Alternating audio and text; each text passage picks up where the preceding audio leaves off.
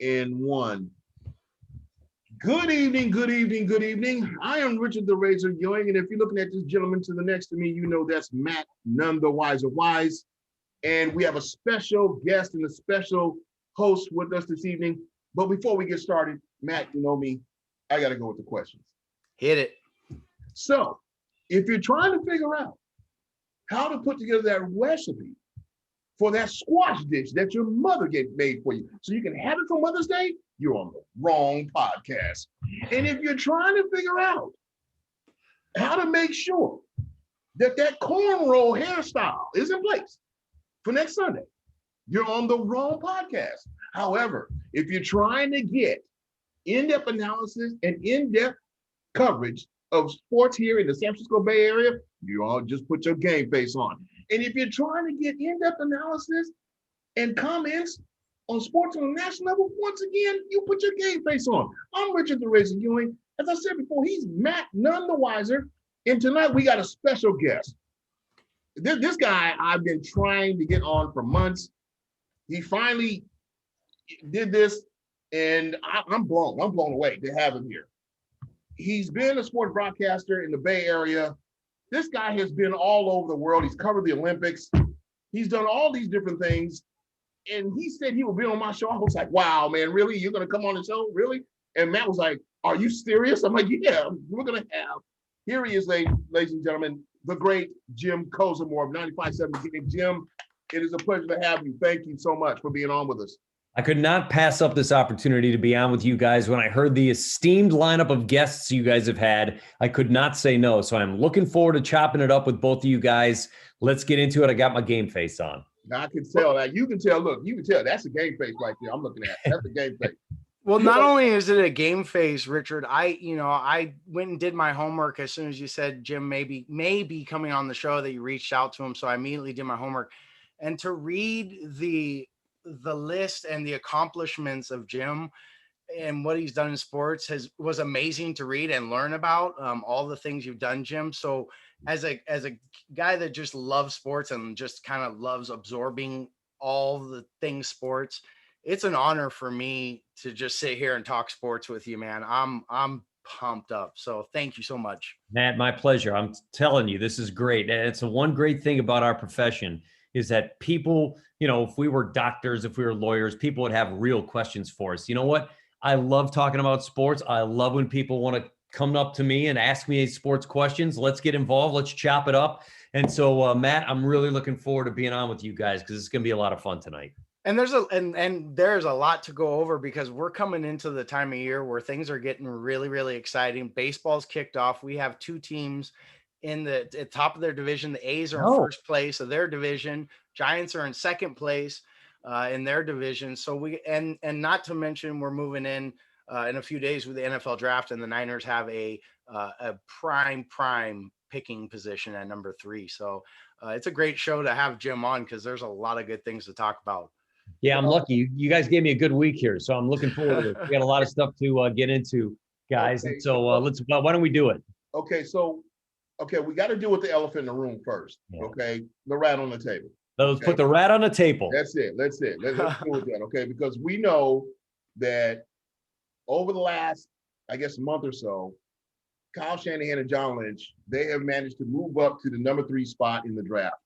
They weren't there positionally in the beginning, and they've done this. And so now, and stuff has come out today that has solidified what they're going to do. It came out today that they definitely are going after a quarterback, so that's not in question anymore. But the real question that everybody has been just, basically tossing around, the office and everywhere else is, okay, if they go with a quarterback, which choice are they going with? The chatter is Mac Jones, which I'm not buying that. I'm just not buying Mac Jones. I'm not. Why not? Because you got to look at what Kyle Shanahan wants. Mm-hmm. He just doesn't want a quarterback to come in and learn the system. He wants a durable quarterback. Uh-huh. And when I look at Jones, I just don't see durability there. And the other thing I don't see consistency. Now, I disagree, and listen. I think okay, good. I think honestly, if it was up to Shanahan alone, I think Mac Jones is exactly the type of guy he would want, because he's a guy that will pass from the pocket and he'll get through the progressions to look at that third, fourth, fifth option where they have the matchup that they want. So I think Mac Jones is actually the fit that would more fit what Shanahan will want to do. But I don't think that's the direction that the Niners should go, because I don't think that is the direction the NFL is going. And the NFL has been going and continuing to go to a mobile quarterback that can get out of the way of trouble. So, Mac Jones, whether he's durable or not, I mean, he is a big guy, but I think he's exactly a Shanahan guy, which kind of scares me. Well, what are your thoughts, Jim? What do you think?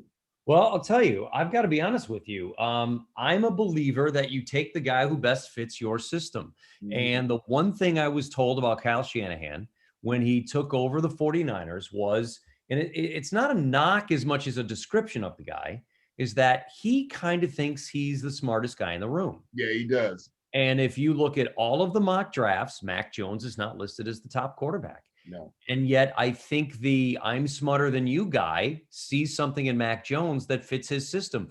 And I know what you're talking about, Matt, about mobile quarterbacks. And a lot of teams are going to mobile quarterbacks. But, the last quarterback to win a Super Bowl wasn't mobile.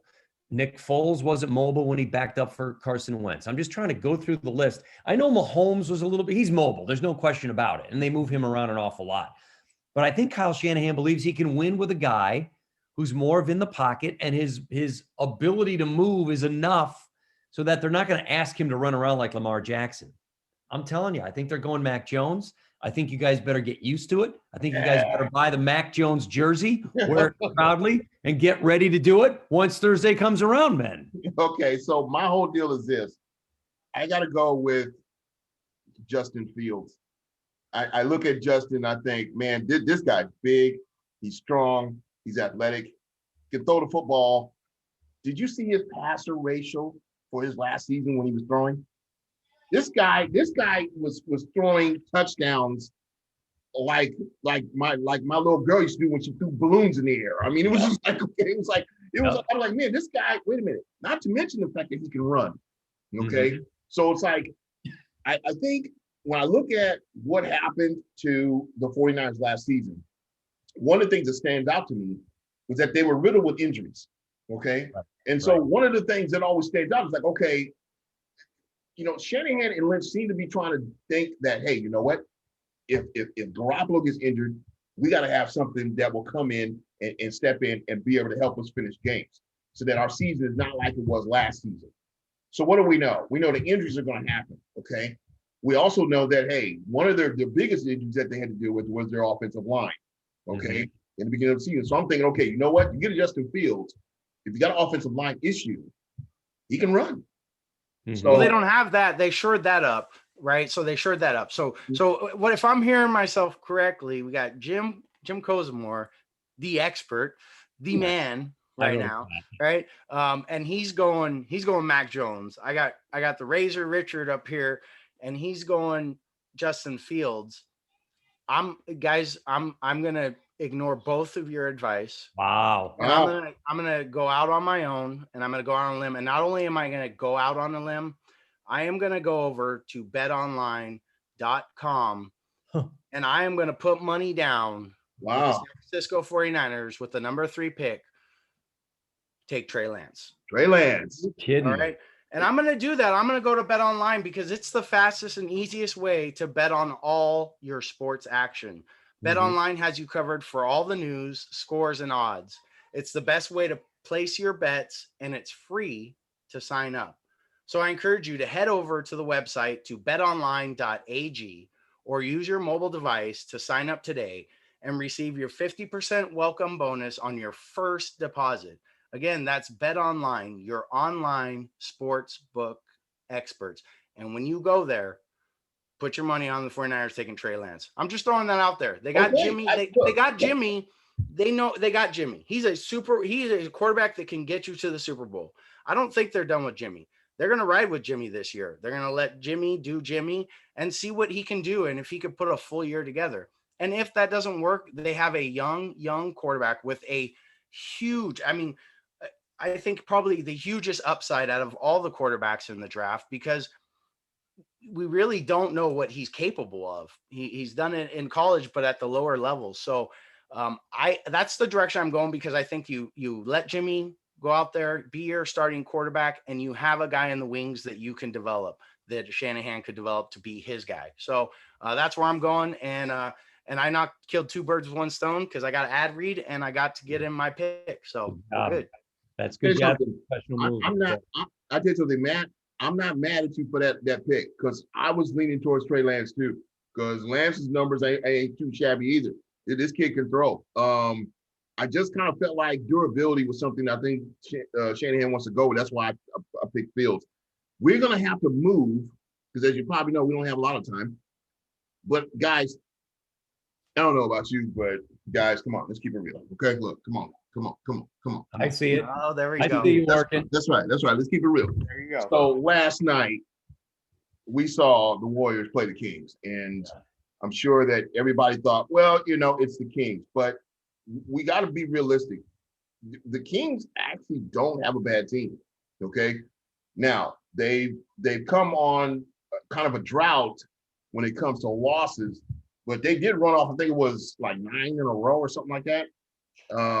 They won 7 of 8. They had lost 9 in a row, and then they won 7 of 8. But now they've lost 9 in a row again. Then they won one in Dallas. Struggled a little back and forth with Minnesota, and then the loss to Golden State last night. So they've had their ups and downs. And the big issue there, Razor, is there was no De'Aaron Fox last night, which is a completely different element for the Kings. Yeah, and the other thing is that was a game that could have went either way, in my opinion. Warriors got the better bit of it, but it could have went the other way. You had a situation where Buddy Hield pretty much stopped a dropped ball that was going out of bounds from Steph Curry, and just gave the ball back to the Warriors when at a crucial time. I tell you something. The one thing I'm noticing about the Warriors, and I've been kind of harping on Steve Kerr about this, about player development, how I haven't really seen a lot of players develop over time. But the one thing I'm saying now is he's making me eat my words here. Jordan Poole is this kid is coming on, man. I'm looking at this kid. I'm thinking, man, where was this guy? This guy came out of G League, and I guess he went down there and said, "Look, I ain't coming back here no more." Okay, look, he came back and he's been playing, man. Michael Mulder, I'm very impressed with right now, and JTA, Juan Toscano Anderson. Oh man, these guys are balling out right now. They're playing. Listen, I could care less at this point of the season for player development. I'm not interested. It's playoff push time, and it's time for the Warriors to go. And if you noticed in the game last night, they inserted Steph Curry, and I think even the announcers, Bob Fitzgerald and Kalina mentioned it. They inserted Steph Curry a minute and a half earlier than they normally do in the fourth quarter, because Steve Kerr knows we had to have that game. We got to get these games. We need to start stacking up wins against these teams that we can beat, because it's go time. And if you look at it, the Warriors are right there in the playoffs. They're like one game. They're tied with the Spurs in the ninth spot, and they're 1 or 2 games out of the 8th and 7th seed. And I just want to point this out. Strength of schedule, the rest of the way, the Warriors have probably one of the easiest strengths of schedule throughout the remainder of this season. So I said it last week, the Warriors are making the playoffs, and they're going to make a lot of noise in the playoffs, and because Steph Curry is playing incredible basketball right now. So I am super, super excited. Not really worried about player development. Now's not the time for it. Let's see what the Warriors can do, because they can make noise in the playoffs. They can beat a lot of teams. And once you get in the playoffs, all bets are off. So, and remember, the top 10 teams have a chance to get to those playoffs with this extended playoff roster. So the Warriors are sitting in a great position right now. They are, but the key is, I think, you want to get to the 7th seed. You want to be, when the season finishes, you want to be 7-8 and play that one game, 7-8 game, and get the win. That way you lob into the 7. That way you get the 2 seed. I do think I'd rather the Warriors face Phoenix, who right now have the 2 seed, as opposed to face the Clippers in the first round. Clippers are the 3 seed. So if it plays out that way, I'll be honest with you. I would like to see them, a win over Sacramento was a must have. Right. You got to get Dallas. Dallas is playing in Sacramento on a Monday night. They're going to get Golden State next. Golden State's got to take advantage of a game like that. Dallas is limping along in the 6th seed, but they're not really dominating anybody. But I'll be honest with you. I know, I understand what you're saying about you're not worried about development, but I also have to think about next season when Clay is coming back, when they're going to make some moves with this roster, when Wiseman's going to come back. If I can develop a couple of guys now and they can learn with Steph on the floor, that makes next year a little better. But I'll be honest, if I can get into that 7-8 space, and as you pointed out, they're a 9 seed now, but they're right there. They're on the cusp of the 7-8. Give me that 1 game play-in, give me the 7, and I like my chances. Absolutely. Well, I think the other thing that has to be considered is this, and I've said this before, Coach, you know me, I do call in 95.7 Yeah. again. I call in pretty regular. So, but I said this before. I said that if the Warriors can get into the playoffs, I don't care how they get in. If they get in, I expect them to get past the first round and get to the second round. I expect them That's to. big. Yeah, it is That's big. I know, but see, this is the thing. What do we know? We know that when we look at, the NBA script, if you will, for say the last 25 seasons, okay, 25 years. What do we know? We know that there's a regular season and then there's when the money's on, okay? Playoffs is when the money's on, all right? I don't care what you did in the regular season. When the money's on, the money's on, okay? Right. And there's a different type of player in the NBA when the money's on, okay? And I tell you right now, we look at Kobe Bryant, we look at Michael Jordan, we look at Tim Duncan, we look at, Manu Ginobili, you name it. These guys are superstars, but they're superstars when it's time to be a superstar. And Right. when it's time to be a superstar, when the playoffs are on. And the problem that the rest of those teams in the West got right now is you got a very high surging Steph Curry right now. I mean, he is surging. I mean, come on.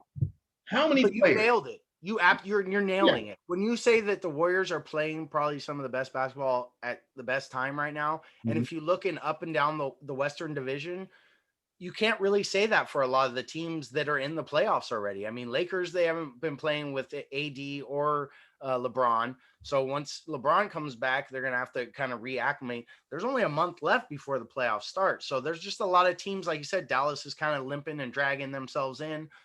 Nobody's in the West to me has really stood out. I know Phoenix is playing well, but stood out to be like they're playing really, really hot going into the playoffs. Now the Warriors still have a month or so to continue and carry this momentum, and they got to string together quite a few wins. But I think with the strength of schedule, it does look really good for them. So I am excited about that. They are playing hot. Steph is It's been fantastic, but does someone else need to take some of the load away from him? Can you ride Steph for the final 12, 13 games of the year? And I honestly, that's the part that worries me because Steph does look like he's breaking down a little bit. He looks tired at some points in the game. Just the other night, he looked like he tweaked his ankle. They didn't really say much about it. It did. It did look like talk it. about it. Yeah. But if you listen, Steph actually talks about it after the game, and it was an awesome quote. He actually dropped the mic, but he goes, it's just a case of as the ankle turns, and that's what he said. And he said, well, that was a great comment. I'm done. I have nothing else to say. I thought that was awesome because, he has had at the ankle issues. So we'll see how he feels. He said, we'll see how I feel Tuesday or Monday. So we'll see, but you're right. He's taken a lot of punishment this year that I don't know if I've seen him take. In the game the other night, they had 2 or 3 guys guarding him. He didn't even have the ball. Right. And so he's getting a lot of attention. So that does concern me. Is he going to break that extra fall too? Remember, he took that extra fall and he got that big raspberry on his leg, and you wonder if his knee got bumped up a little bit. He's taking a beating. Someone else needs to step into a role to do some scoring. I know people, Draymond gets a lot of heat, but he had a heck of a double-double between assists and rebounds. They will have to find some scoring, and I think most people will point to either Oubre or Wiggins. Somebody's got to get in there and take over some of the scoring load from Steph. Yeah, absolutely. So we've discussed, 2 of the, I guess you could say, more topic filling teams in the Bay Area. I want to shift gears to the Sharks, and I want to shift gears particularly to the Iron Man of the Sharks right now, which is Patrick Marlowe. Okay. I tell you, this guy, I never would have thought that we would be coming up one day and saying, "Oh yeah, by the way, Patrick Marlowe basically has played more games than Gordie Howe." That's just phenomenal. I mean, I think about the Sharks. I think about the history of the Sharks, and I think about when they first came to the Bay Area, and they basically had, solidified themselves in San Jose. And I got to see them go to play for the Stanley Cup. And unfortunately, they couldn't get over that last hump. And it was the last hump because I think it was the best of 7. They got into the 7th game, and now it just didn't go right. But when I look at this franchise and I see some of the accomplishments they have been able to achieve since they've been there, some of this stuff has just been amazing. I mean, we had what? Do you guys remember Artis Irbe? Yeah, sure. Good old number 20. Yes. Yeah, Irbe was a phenomenal goalie. I mean, I thought, man, okay, with this guy, look, and there was years where I would just go, okay, this is it. This is the year. This is when it's going to happen. It's going to happen this year. Yeah. But they couldn't seem to find a way to bring home Lord Stanley Baldwin's Cup. And it just seems like, when you see stuff happening with Patrick Marlowe, still in the back of your mind, you're just thinking, okay, you know what? This franchise is going to make it to the promised land eventually. Because when you have statistics like that, what does it show? It's not showing that these guys aren't putting it all out there on the ice. Mm-hmm. It just means one or bad turns of the puck and frustration. It's been frustrating because they banked on a lot of veterans. They banked on the Canes of the world, and they banked on Thornton. They held on for Thornton for a long time. Thornton forever. Yeah, Jumbo. Yeah. Why is number 65 escaped me? The guy they got from Ottawa. That name escapes me. Anyway, regardless, they banked on some veterans thinking they were going to get over the top. And Hurdle hasn't grown the way we thought. Evander Kane has become... You know what? He's just another guy. Yeah. And it's unfortunate because I think they thought getting him here with the infrastructure of the Coutures, of the Thorntons at the time was going to elevate his game, and it just never happened. And it's a very disappointing thing to have happen because that franchise has been so good for so long. But you're right. Every time you thought they were going to get a chance at the Cup, they'd fall apart in the first or the second round. It was brutal to watch. Then the one year they get to the Cup, they lose to Pittsburgh. It was a thrilling time, but it was unfortunate to have happen. I think they're in a tough space right now. They're spending a lot of money on veterans. They're spending a lot of money on the Burnses of the world and the Canes of the world. All those guys are getting a top dollar, but they're not winning.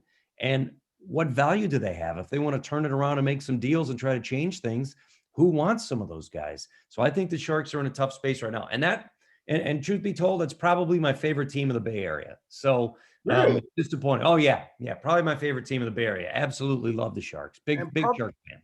Probably probably what's so heartbreaking is probably one of the greatest and most loyal fan bases in the Bay Area as well. And so that's what's so heartbreaking. I've had the privilege of watching them their first game, as a franchise, as an organization, and seeing them the progression, the first playoff run they had, where Baker scored those goals with Owen Nolan slap shots from, center ice and scoring goals. I mean, they made it really, really exciting. And you know what the San Jose Sharks have done, and you have to give them credit, is they've been a competitive team pretty much every season. Yep. They put a really good team on the ice that makes a playoff run. Some teams stronger than others, make better runs than others. You have the Stanley Cup runs, you have that. And now we're kind of in a position where it's really something that I haven't been used to as a Sharks fan, where you're not really seeing a great product on the ice. They're just not getting the wins. They're not getting the job done. So it is unfortunate. They do have those older contracts, and you wish bringing Marlowe back would, they make a run, but that not realistic, wasn't going to happen. They brought him back, let him retire, let him get the record with the Sharks and then retire. They did it the right way. That's true. Because absolutely. It would have been horrible for him to get the record in another sweater. Absolutely. And I'm glad they brought him back. You could see the emotion in his eyes. It was really a great moment. And I think it's fabulous for hockey and fabulous for Bay Area hockey. Here's my hockey question, though. Since Thornton is gone, signs with Toronto, are you guys going to secretly root for the Maple Leafs for the Stanley Cup this year? Because they haven't won one since, I think, 63 or 67. And that's a big deal in Toronto. Toronto is the mecca of hockey. And it would be neat to see Joe go out with a cup because he was never able to get one here or when he was with Boston. I tell you something, it would be difficult to watch just simply because I'm a Sharks fan.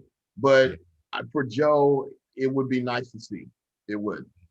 Yeah, I agree. I think there's a part of me, and I like the Maple Leafs, but there's a part of me that I'd like to see them do well. And it's going to be a gauntlet trying to get through the division, trying to get through the East, then get to the Cup. Same thing in the West. Going to be a gauntlet getting through the divisions, getting through the West. So, it's a different year for all of us and a different year for the NHL. Mm-hmm. But I'll probably keep an eye on what the Maple Leafs are doing just because of Jumbo.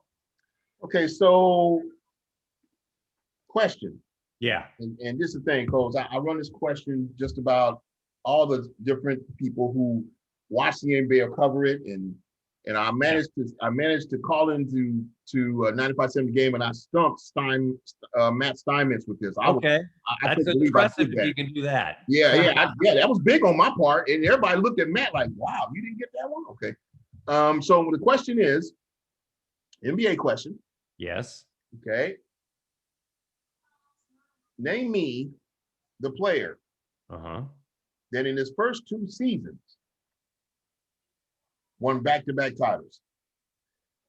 Player in the NBA, first 2 seasons won back-to-back titles. It's an obvious one, too. It's not like a guy who was a 12th man. Right. It's not who's the guy for the Warriors who won 2 with the Warriors and won 1 with Toronto? That's I couldn't believe that happened too. I was like, "Oh, you kidding me? Look, he didn't do anything and he got 1. Or 2, I should say. Yeah. And he came in as a rookie too.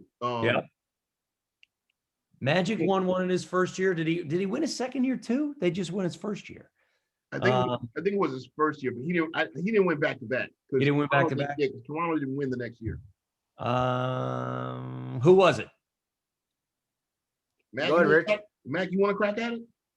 No, because it was probably well before my time. So I'm like already stumped, and I'm going through, and I can't even, Okay. Magic probably would have been my guess. Actually, Matt, it wasn't before your time. You may have been a little younger, but it wasn't before your time. Well, see, Magic would have been my guess because I know he won 1 as a rookie. No, Magic did not win back-to-back in his first 2 seasons. All right, what is it? That would be Sam Cassell, Houston Rockets. Oh, that's a good one. And I should know because I work for the Rockets. They won their second championship. Mm-hmm. I started working for them the next 3 seasons. Mm-hmm. But they lost out to Utah, lost to the Lakers in a round, lost to Utah again. They had acquired Barkley in that 3rd year.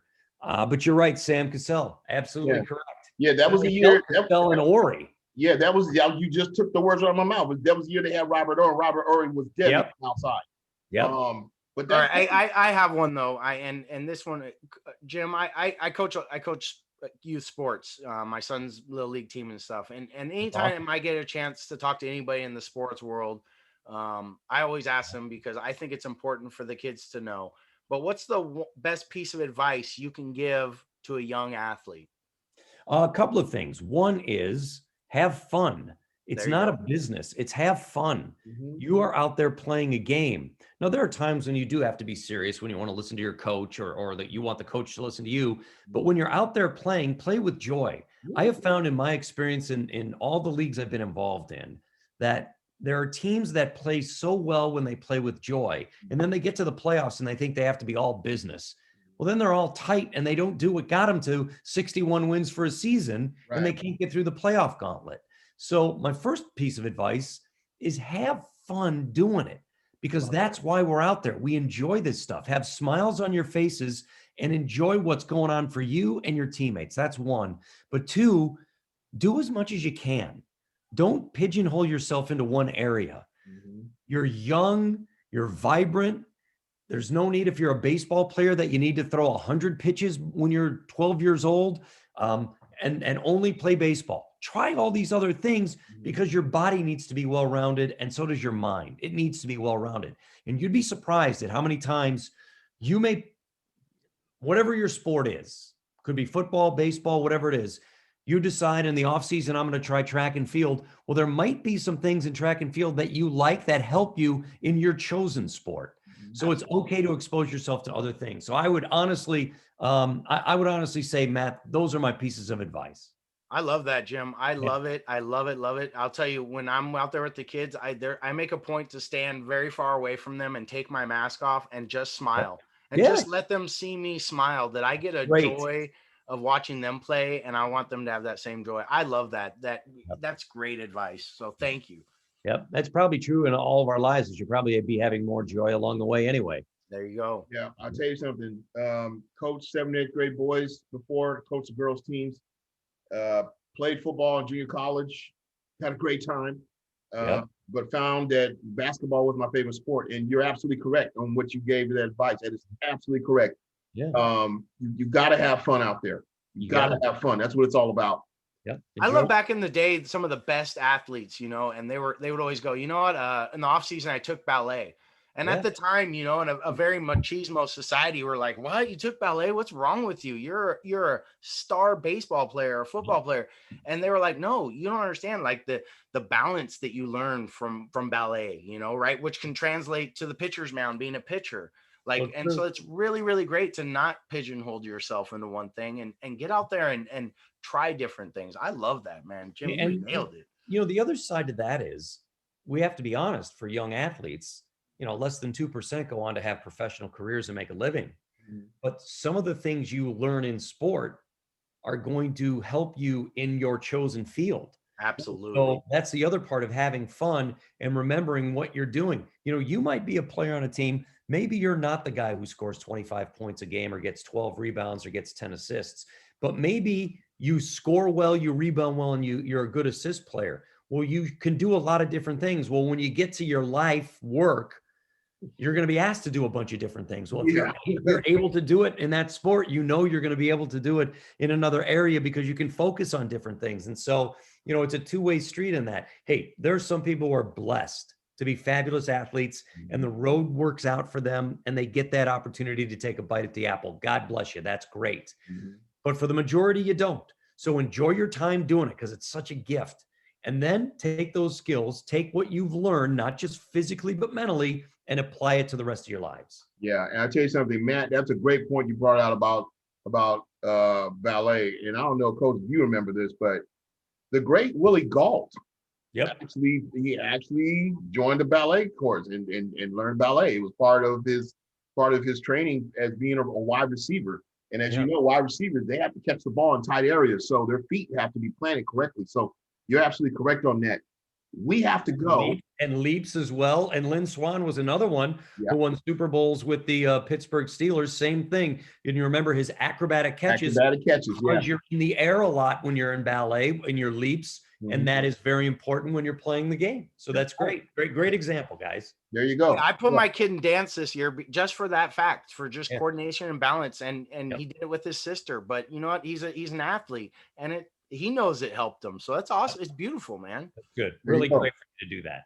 Yeah. Guys, I'm going to tell you something. First of all, Jim, this has just been a pleasure. It's been a pleasure. We've had great fun this night. And unfortunately, we do have to shut it down. Okay. And Jim, hey, don't be a stranger, brother. Come back and hang out with us. We'd love to have you. We'd love to have you. My pleasure. I'm honored to get asked to be on the show. Thank you guys so much for having me on. I'd be happy to do it again in the future, and we can have a good time with it. We'll chop it up again sometime. Okay, there you have it, ladies and gentlemen. The great Jim Kozimor from 95.7 The Game, with Matt, none the wiser wise, and I'm Richard the Razor Ewing. This is GameFace. You can come in and you can put your feet up. You can even have a drink. But if you do, you better have your GameFace on.